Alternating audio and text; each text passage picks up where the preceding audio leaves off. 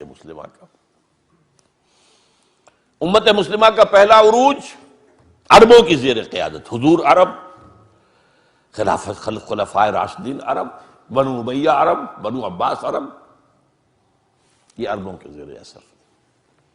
اور عباسی حکومت بہت زبردست حکومت تھی، اس میں کوئی شک نہیں. خلافت راشدہ تو ہماری چار ہی کی ہے، ابو بکر، عمر، عثمان، علی، اور میں پانچواں شامل کرتا ہوں حضرت حسن. اور اس کے بعد بھی عام طور پر پانچواں لوگ لیتے ہیں، عمر بن عبدالعزیز، میں کہتا ہوں وہ چھٹے ہیں، ٹھیک ہے. لیکن مسلمان تو ترقی کرتے چلے گئے نا، خلافت ختم ہوئی ہے، ملوکیت آئی ہے، مسلمانوں کا اقتدار تو بڑھتا چلا گیا. عباسی دور کس قدر وسیع ہوا. لیکن اس کے بعد اسی عباسی دور میں جب زوال آیا، اضمحلال آیا، اور بڑی سلطنتوں میں اضمحلال کیا آتا ہے کہ پہلے طوائف الملوکی ہو جاتی ہے. کہنے کو تو مرکزی حکومت قائم ہے، لیکن گورنرز جو ہے مختلف علاقوں میں یہ بیٹھے ہیں، یہ سلاطین ہیں، یہ راجے ہیں، یہ مہاراجا ہیں. جیسے مغل سلطنت کو 150 برس جو ہے لگے تھے ختم ہونے میں، اسی طریقے سے کئی 100 برس کا معاملہ ہے. لیکن پھر اب دیکھیے، پہلا عذاب شمال سے آیا کروسیڈرز کے ہاتھوں، لاکھوں مسلمان قتل ہوئے، پورا میڈیٹرینین کا ایریا جو ہے تباہ و برباد ہوا. ہمارے ہاتھ سے یروشلم نکل گیا 1099 عیسوی میں، اور 1187 تک رہا عیسائیوں کے پاس. 1187 میں کرد صلاح الدین ایوبی نے واپس لیا ہے. عرب مر چکے تھے، کھوکھلے ہو چکے تھے. کھونے والے عرب تھے، واپس لینے والے عرب نہیں تھے، کرد تھے.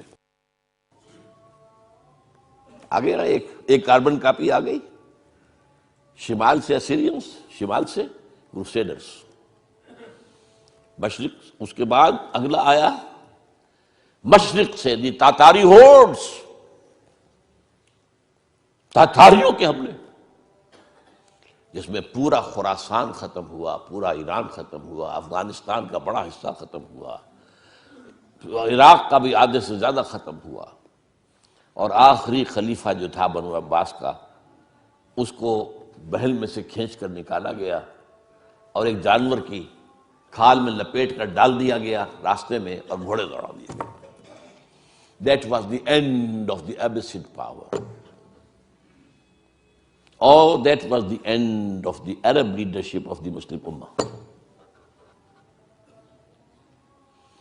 یہ 2 سال اس سے پہلے اور 200 سال اس کے بعد، یہ وہ دور ہے گراوٹ کا، پستی کا.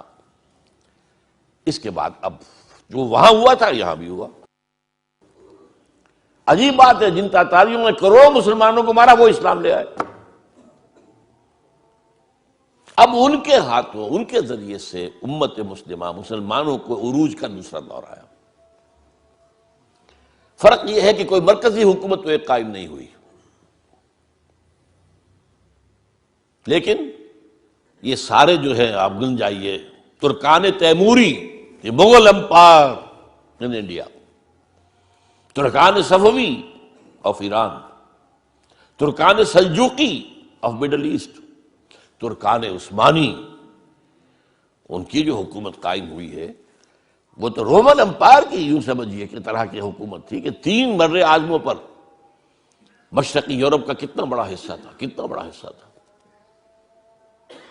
شمالی افریقہ، پورا مغربی ایشیا کا بڑا چنک یہ سلطنت عثمانیہ میں شامل تھا. یہ ہمارا دوسرا عروج کا دور ہے. لیکن پھر زوال آیا، ہر زوالے، ہر کمال رہا زوالے. پھر گراوٹ آئی، پھر اخلاق گرے، پھر عقائد کے اندر مشرکانہ اوہام آئے، نئی سے نئی رسومات ایجاد کی گئی. اب جو زوال آیا وہاں کن کے ہاتھوں آیا تھا؟ European, Greeks and Romans. ہم پر آیا کن کے ہاتھوں؟ سب سے پہلے اسپینیئرز کے ہاتھوں. ہسپانیہ کے عیسائیوں نے مسلمان کی حکومت ختم کی وہاں پر اور تہس نہس کر دیا. 1258 میں فال آف بغداد ہوا ہے، اور 1492 میں فال آف گرناڈا، سقوط غرناطہ. اور اس کے بعد 10-15 سال کے اندر اندر جہاں 800 برس تک مسلمانوں کی حکومت رہی تھی، ایک فرد بشر بھی مسلمان نہیں زندہ چھوڑا، either massacred اور burnt alive، یا جہازوں میں بھر بھر کے لے جا کر اور شمالی افریقہ کے ساحلوں پر ڈمپ،